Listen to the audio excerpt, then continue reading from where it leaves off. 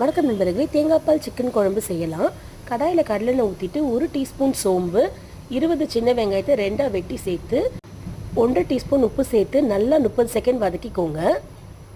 அடுப்பு ஹை ஃப்ளேமில் இருக்கும்போதே 1 டீஸ்பூன் இஞ்சி பூண்டு பேஸ்ட்டு, 1 டீஸ்பூன் மிளகாய்த்தூள், 1 டீஸ்பூன் தனியாத்தூள், அரை டீஸ்பூன் மஞ்சள் தூள் சேர்த்து 30 செகண்ட் வதக்கிக்கோங்க. இப்போ 2 உருளைக்கிழங்கு இந்த மாதிரி கட் பண்ணி சேர்த்துக்கோங்க.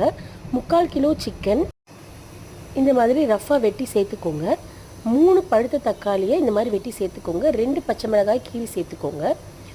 அரை முடி தேங்காவை ஓரளவுக்கு மீடியம் திக்னஸ் பாலாக எடுத்து சேர்த்து லேசாக கிண்டிட்டு மூடி போட்டு அப்படியே 7லேருந்து 10 நிமிஷம் விட்டுட்டிங்கன்னா நல்லா கொதிச்சு வரும். இந்த ஸ்டேஜில் கொத்தமல்லி தூவி இன்னொரு 5 நிமிஷம் விட்டுருங்க. உருளைக்கிழங்க குத்தி பார்த்து அது வெந்துருச்சுன்னா சிக்கனும் வெந்திருக்குன்னு அர்த்தம். இந்த தேங்காய் பால் கிரேவி மைல்டாக ரொம்ப டேஸ்ட்டாக இருக்கும். இது இடியப்பம், பூரி, இட்லி கூட அட்டகாசமாக இருக்கும். ட்ரை பண்ணி